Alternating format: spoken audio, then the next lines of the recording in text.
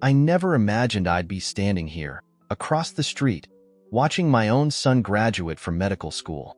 Daniel is up there on the stage, receiving his diploma with honors. Beside him, Emma, my ex-wife, smiles with tears in her eyes, while his wife Jessica takes pictures. 15 years have passed since I made the most cowardly decision of my life, abandoning my family when they needed me most. It was a winter night when it all happened. Emma was 7 months pregnant and had a serious complication. Instead of taking her to the hospital, I panicked. I had lost my job that week, was drowning in gambling debts that no one knew about, and the prospect of being a father terrified me. So I did the unthinkable. I got in the car and just ran. Tom, my best friend, found me 3 days later in a roadside bar, completely drunk. Emma almost died. "You idiot," he said, shaking me. The doctors had to perform an emergency C-section. Daniel was born premature, but he's going to survive. How could you? I wish I could say that I ran back that moment, that I begged for forgiveness, that I tried to fix everything, but I didn't. I plunged even deeper into the abyss. The next 5 years were a blur of alcohol, gambling, and self-loathing. Rock bottom came when I lost my last cent at a poker table. I was living in a cheap motel, working as a night security guard, drinking away my entire paycheck. That night, I thought I had a winning hand. I bet everything, including money I didn't have. When I lost, the owner of the underground casino gave me 2 options: pay up or suffer the consequences. It was Tom who saved me again. He paid my debt, but with a condition. Either you check yourself into treatment, or I'll break your legs myself. He wasn't kidding. Rehab was brutal. 6 months of detox, therapy, and confrontations with my demons. Inside, I finally admitted the truth I'd been avoiding. I didn't abandon my family because of debts or unemployment. I ran because I was weak, because it was easier to destroy everything than to face my responsibilities. Years passed, and slowly I rebuilt my life. I got a decent job in IT, stayed sober, started saving money, but the guilt consumed me. Through Tom, I learned that Emma had overcome everything magnificently. She graduated from law school, opened her own firm. Daniel was a brilliant student, destined to be a doctor. And Jessica, his new wife, was everything I never was: present, reliable, loving. The first time I tried to make contact was when Daniel was 12 years old. I sent a letter to Emma, begging for a chance to explain, to ask for forgiveness. The answer came through her lawyers, a restraining order. "You have no right to disrupt their lives now," Tom told me when I showed him the order. "They've built something beautiful from the ruins you left behind. What right do you have to show up and potentially destroy it all again?" He was right, of course. But that didn't stop me from following their lives from a distance. I watched Daniel grow up through photos on social media. I secretly watched his high school soccer games. I saved every newspaper clipping that mentioned his academic achievements. Now, standing here at this graduation, I feel the weight of all my choices. Daniel is giving his valedictorian speech. His voice is firm, confident, so different from mine. He talks about overcoming obstacles, about how his mother Emma is his hero, about how Jessica taught him that family is about love, not blood. And for those who think that abandonment defines who you are, he says, his voice echoing through the auditorium, I say, you define who you are through your choices, not through the choices that others made for you.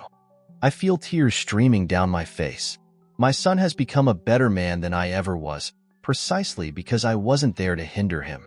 After the ceremony, I do something I know I shouldn't. I get close enough to hear their conversation. Emma is radiant, hugging Daniel, while Jessica takes pictures. Suddenly, I hear something that makes me freeze. "Daniel, there's something we need to tell you," Emma says, her voice serious. "It's about your father." My heart stops. After 15 years, is Emma finally going to talk about me? What about him? Daniel asks, his face hardening. Emma hesitates, exchanging a look with Jessica. He's been trying to make contact, more intensely in recent months. How so? Daniel's voice trembles slightly. Letters, emails. He's sick, Dan. Terminal. My breath catches. What is she talking about? I'm not sick. I haven't sent any letters or emails. Is someone impersonating me? He wants to see you, Jessica adds softly. One last time. No. Daniel's response is immediate, sharp. He had 15 years to try. Now that I'm graduating, that I've achieved something in life, that he's dying, he wants to show up? No. Dan. Emma starts. Mom, no. You know what Tom told us. How he lived drunk, gambling, destroying everything around him.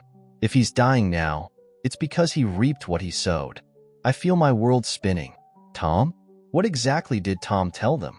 And who is impersonating me, claiming to be dying? Actually, a familiar voice sounds behind me, making me jump. I can explain that. I turn and find Tom standing there, watching me with an expression I've never seen before.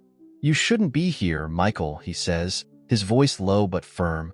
And after what you did last week, I thought it best to take some precautions. Last week?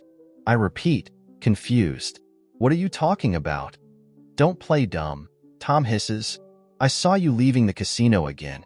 I thought that after everything, you had changed, but I was wrong. So yes, I sent those letters pretending to be you. It's better for them to think you're dying remorseful than to know you've gone back to your old habits.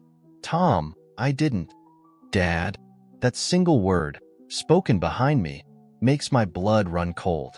I turn slowly and find Daniel standing there, staring at me. Emma and Jessica right behind him, their expressions a mixture of shock and anger. So you're not dying, Daniel says, his voice controlled. You just went back to gambling and drinking. No, I try to explain, but the words won't come out. How do I explain that I haven't been to any casino? That I've spent the last 7 years sober?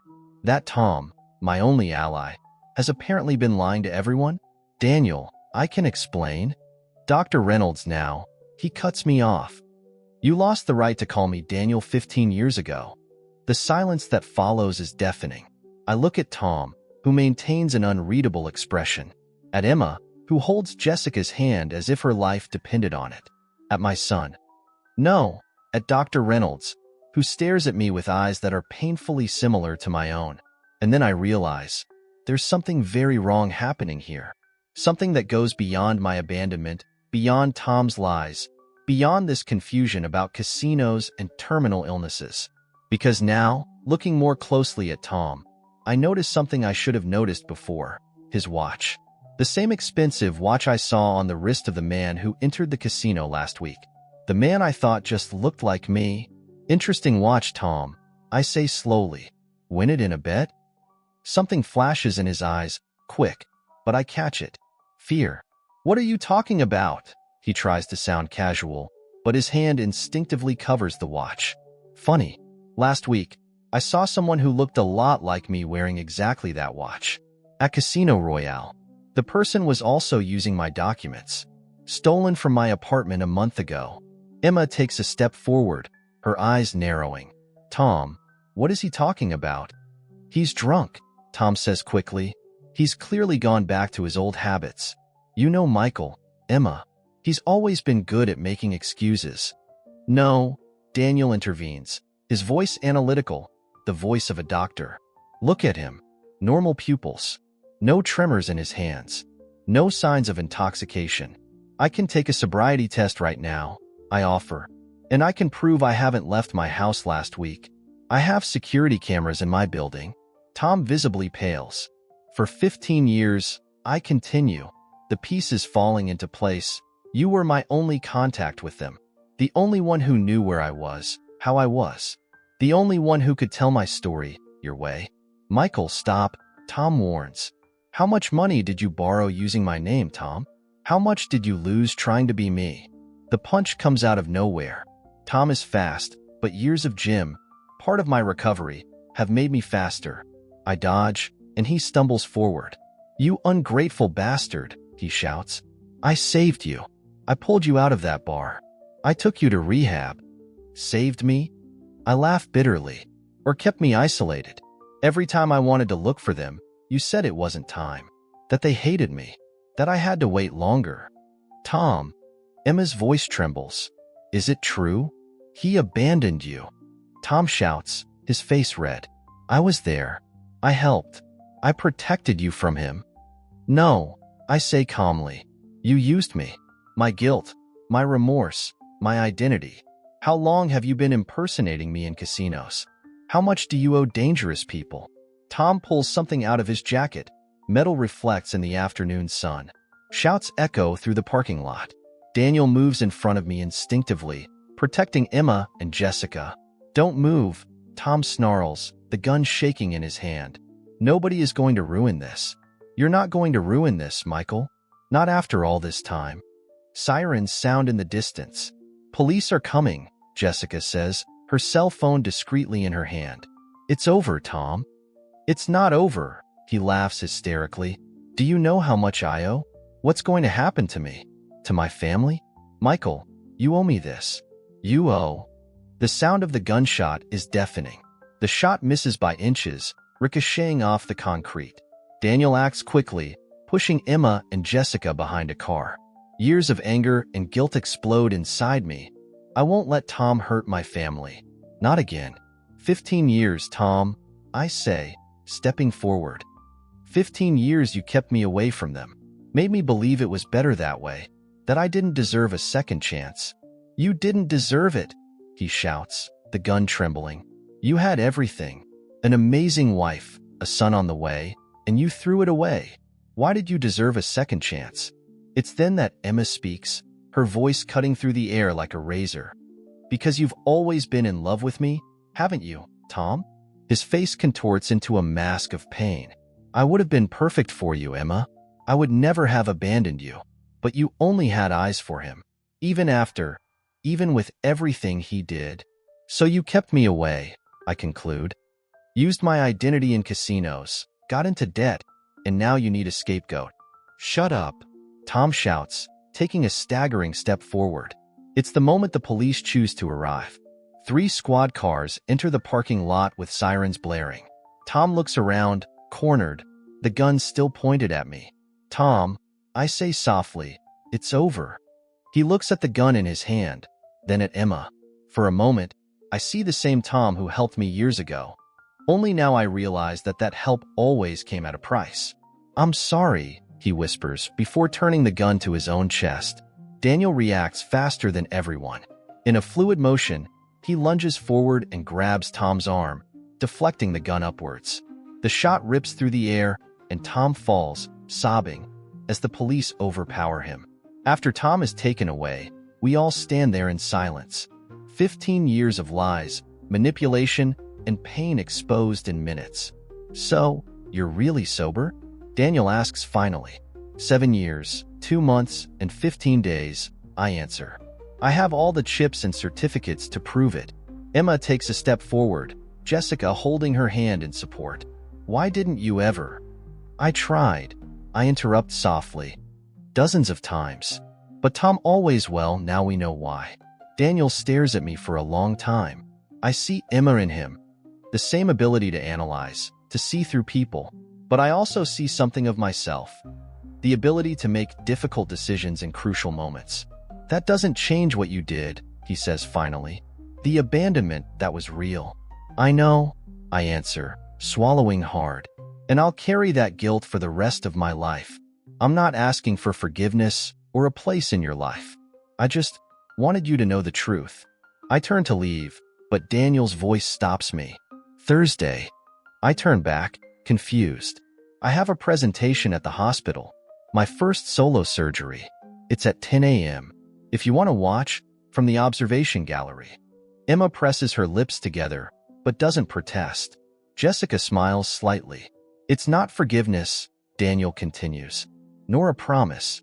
It's just a chance, I complete. More than I deserve. More than you deserve, he agrees. Don't waste it. As I watch them leave, Emma and Jessica hand in hand, Daniel a few steps ahead. I finally understand something that 15 years of guilt hadn't allowed me to see. Sometimes, true repentance isn't about carrying the weight of mistakes forever, but about having the courage to do things differently when the opportunity arises. On Thursday, I'll be there. And the day after that too. And on all the days they allow. Because some second chances aren't about deserving, they're about doing better. And this time, I won't run. 3 months later, I'm sitting in the hospital cafeteria, an untouched coffee in front of me. I come here every Thursday after Daniel's surgeries. I never go down to the cafeteria before 2 p.m. That's the time he usually takes his breaks. Sometimes he shows up, sometimes he doesn't. I never arrange anything, never expect anything. I'm just here. Today is different. It's 1:30 p.m. and a message on my cell phone brought me earlier. I need to tell you something. Important. My stomach churns with possibilities. Maybe he's decided that this has gone too far. That these silent Thursdays, these shared coffees amidst uncomfortable silence, need to end. Hey. I look up. Daniel is there, still in his blue scrubs. He looks tired. Everything okay? I ask, trying to read his expression. He sits down, picks up my untouched coffee, and takes a sip. It's the first time he's done that. The gesture, so casual, so familiar, makes my heart clench. Emma, my mom has cancer. The world stops. What? Early stage. We found out last week. It's treatable, but... He runs a hand over his face. She's going to need someone with medical knowledge to monitor treatments, understand procedures. Jessica is pregnant. She can't. What do you need? I interrupt. Anything. He looks at me for a long moment. Are you sure? It won't be easy. Emma still hasn't, well, you know. Daniel, I say firmly. Anything. He nods slightly. We have a meeting with the oncologist tomorrow. 9 a.m. I'll be there. He stands, hesitates, then says, she asked me not to tell you. Said she didn't need any more problems. Then why did you? Because. He takes a deep breath.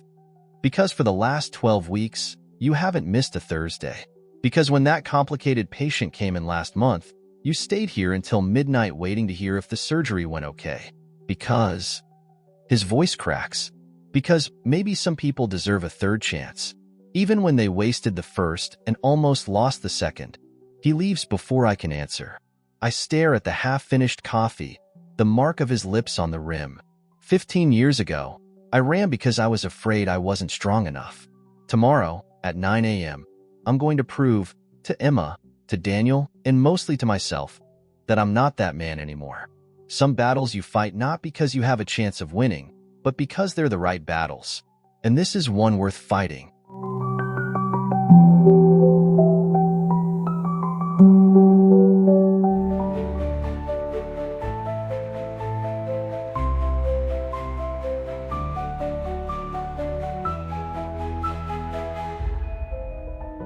Hi, you are on the Moving Narratives channel. Subscribe and follow our stories.